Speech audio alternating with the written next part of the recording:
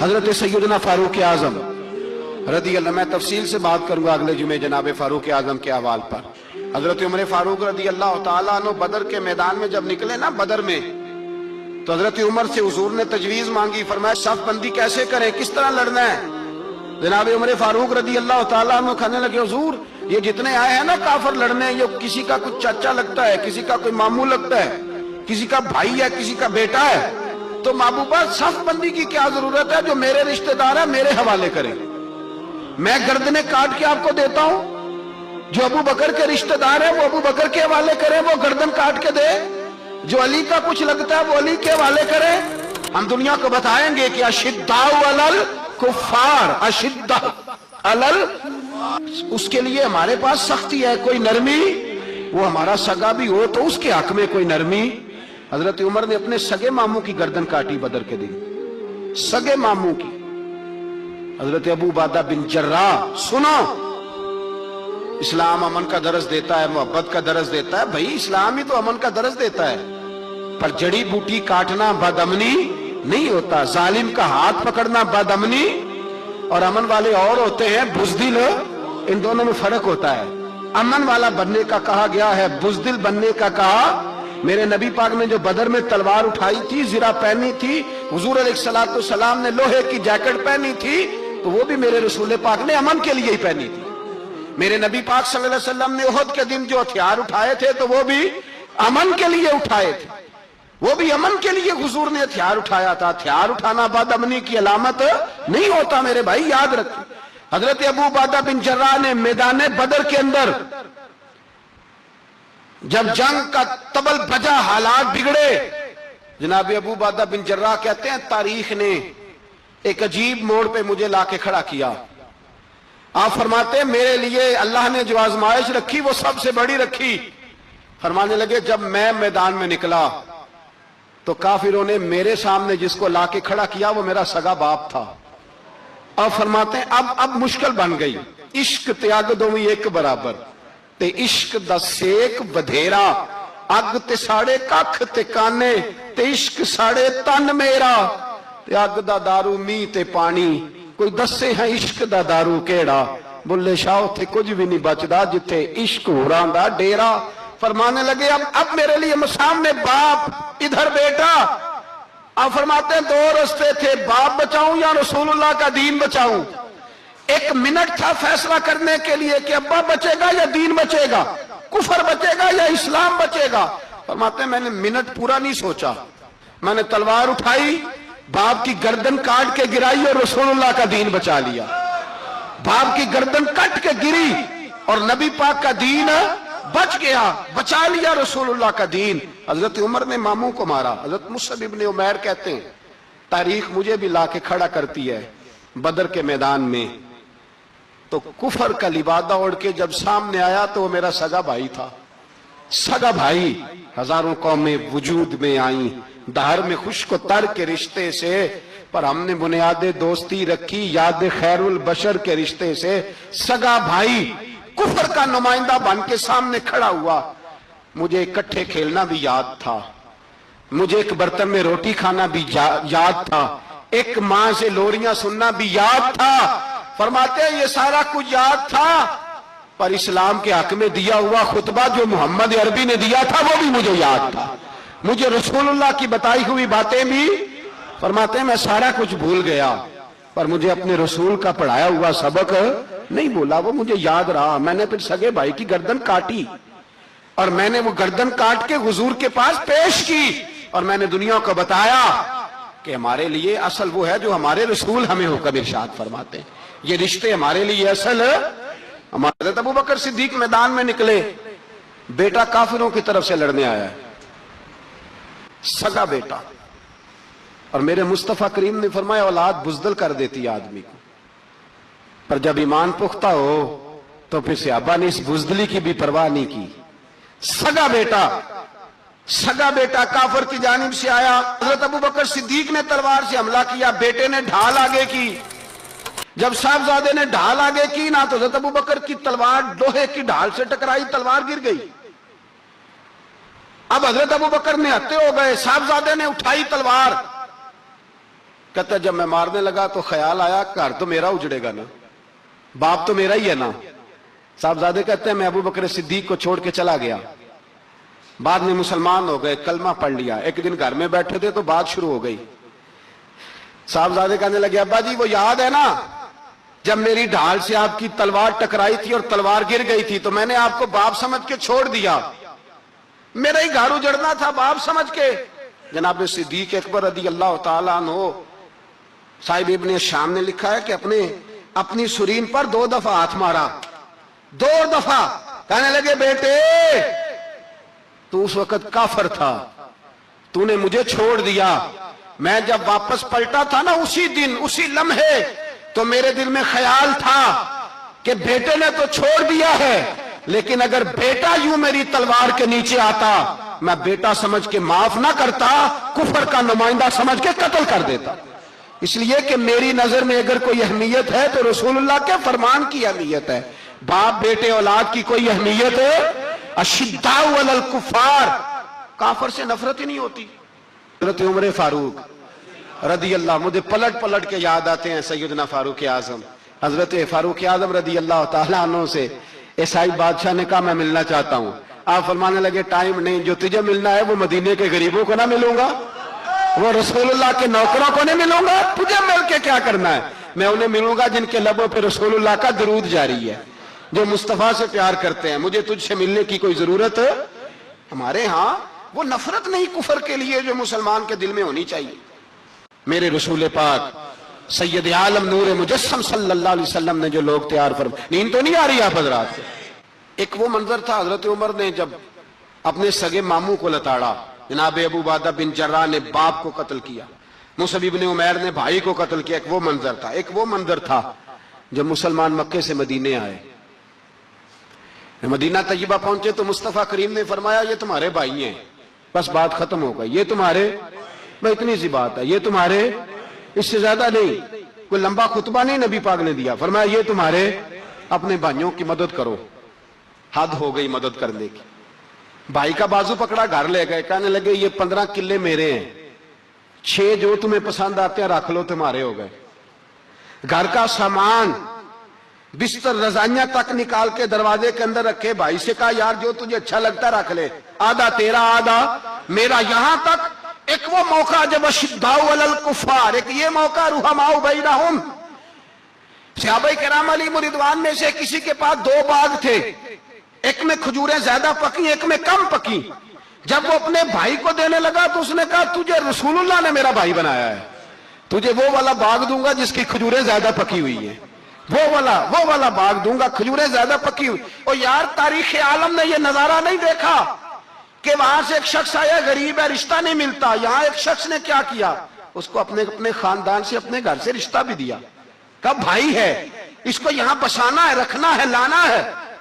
کوئی تہذیب کا ٹکراؤ نہیں ہوا، کوئی ان لوگوں کے آپس میں جھگڑے نہیں ہوئے، کوئی نہیں کہا کہ یہ مہاجر ہے یہ انصار ہے، کوئی کسی جگہ نہیں کہا تمہارا کھانا پینا رہنا سہنا الگ ہے، کوئی کسی جگہ بحث نہیں ہوئی، آدھا بانٹ کے دیا۔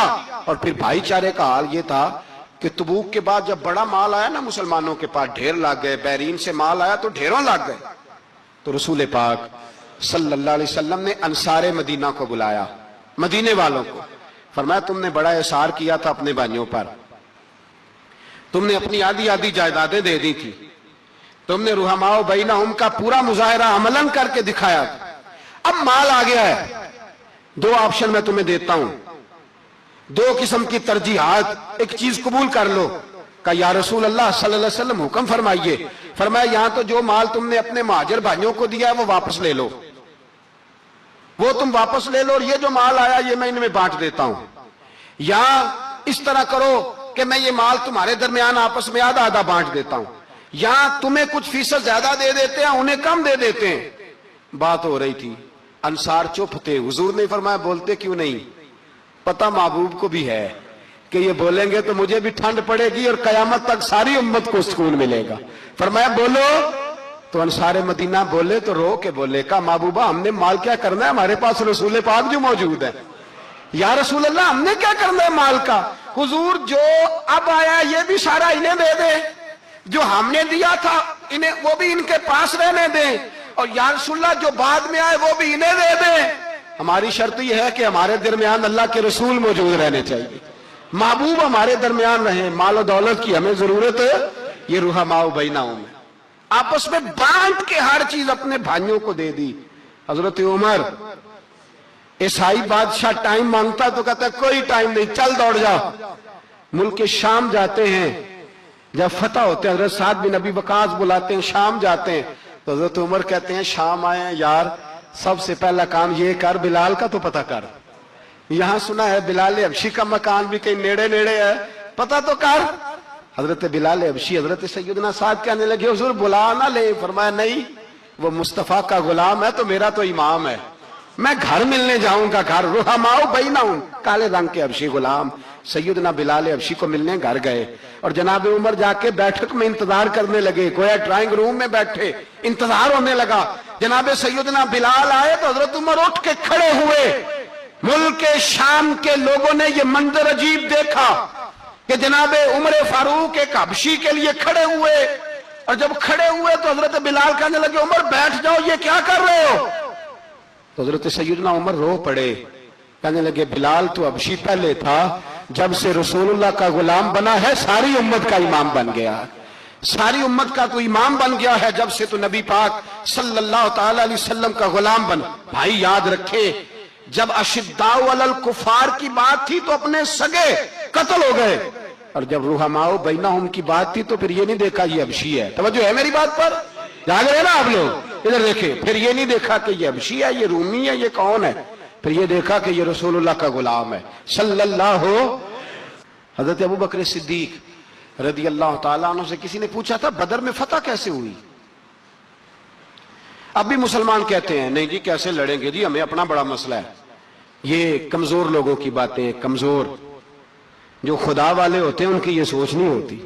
یہ آرزو کرم اور میں آپ سے کروں, یہ بھیک اس کو جی دیے جس کا خدا نہ ہو. یہ کمزور لوگ ہیں جو کہتے ہیں نہیں کیسے ہوگا, کس طرح ہوگا, جن کو پتا ہو کہ ہماری غیبی طاقت ہے. ہماری حضرت ابو بکر صدیق رضی اللہ تعالیٰ پوچھا جناب بدر میں کیسے جیت گئے؟ تلواریں زیادہ تھی, نیزے زیادہ تھے, یا آپ کو جاسوسی زیادہ تھی, پتہ زیادہ تھا کہ یوں قابو آئیں گے کافر؟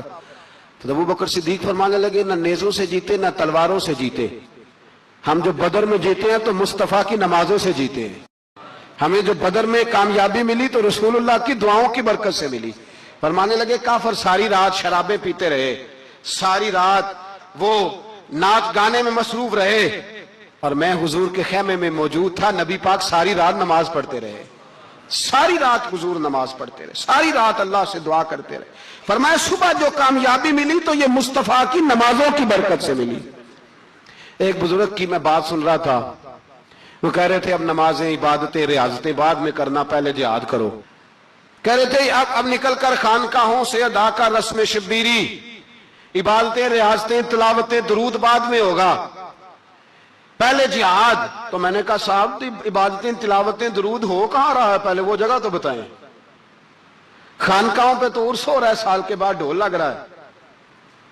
وہ جو زمانہ تھا نا کہ خانقاہ شریف پہ شام تک قرآن مجید ختم ہوگا, فجر کے بعد 50,000 درود پڑھا جائے گا, وہاں لوگ آئے ہیں تو وہاں ذکر کرتے کرتے لوگ اس قدر مست ہوئے کہ انہیں ہوش ہی نہیں کہاں کہ کہاں گئے. وہ تو دور ختم ہو گیا. اب کہاں ہے خانقاہ میں؟ اب تو نظر نیاز رہ گئی, ختم شریف رہ گیا, عرس پاک رہ گیا, باقی تو معاملہ ختم ہے. وہ کہاں گیا معاملہ سارا؟ بھائی دعائیں التجائیں. شہاب الدین غوری سے پوچھا جناب فتح کیسے ہوئی؟ کہنے لگے خواجہ معین الدین اجمیری کی دعاؤں کی برکت سے. فرماتے ہیں بابا دعا مانگتا تھا, ہم جہاد کرتے تھے, اللہ کامیابی دے دیتا تھا. بھائی وہ عبادت, وہ ریاضت, وہ مسلمان جو رات کو اپنے رب کو منا لیا کرتا تھا, وہ اپنی عبادت کے زور پر اللہ تبارک و تعالیٰ کی بارگاہ میں آہو زاری. حضور نے فرمایا الدعاء صلاح المومن, دعا مومن کا ہتھیار ہے. دعا مومن کا, بول کے بتانا ہے, دعا مومن کا. فرمایا مومن یہ ہتھیار چلا سکتا ہے, یہ ہتھیار کافر کے پاس موجود ہے.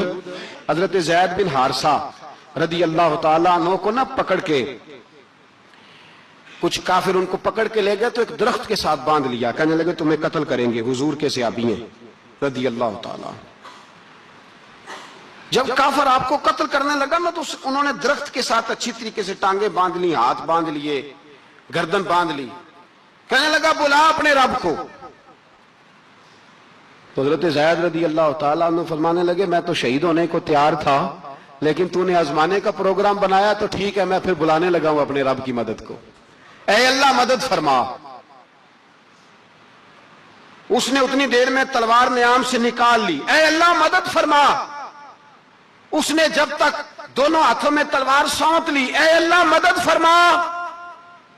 جب تیسری بار آپ نے یہ کہا تو اس نے تلوار اٹھائی، کہا اللہ مدد فرما۔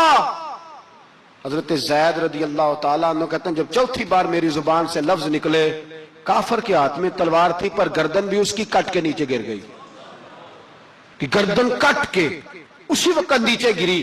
مجھے کسی نے کھولا، نہ مارنے والا نظر آیا، نہ گردن کاٹنے والا نظر آیا، نہ مجھے کھولنے والا۔ تو میں نے کہا آنے والے تو بتا تو سوئی تو کون ہے؟ تو کہنے لگے میں جبریل امین ہوں، میں جبریل امین ہوں، میں جبریل، مجھے دشمنوں نہ چھیڑو، میرا ہے کوئی جہاں میں، مجھے دشمنوں نہ چھیڑو، میرا ہے کوئی جہاں میں ابھی پکار لوں گا، نہیں دور ہے مدینہ۔ کہا جب تو نے، حضرت جبریل کہنے لگے جب تو نے پہلی دفعہ کہا نا اللہ مدد فرما تو میں سدرۃ المنتہا پہ تھا، مجھے حکم ہوا جبریل دیر نہ کرنا۔ فرماتے ہیں جب دوسری دفعہ تو نے کہا نا اللہ مدد فرما تو میں 7ویں آسمان پہ تھا، اور جب تیسری دفعہ کہا مدد فرما تو میں پہلے آسمان پہ تھا، اور فرمایا جب تو نے کہا چوتھی دفعہ اللہ مدد فرما تو میں تیرے سرانے کھڑا تھا، میں تیرے سرانے۔ تو بھائی اب تو اجتماعی دعا بھی نہیں رہی ہماری، اب تو یہ والا سوتا بھی۔ اکبر الآبادی نے کہا تھا مصیبت میں بھی اب یاد خدا ہم کو نہیں آتی، دعا منہ سے نہ نکلی جیبوں سے عرضیاں نکلی۔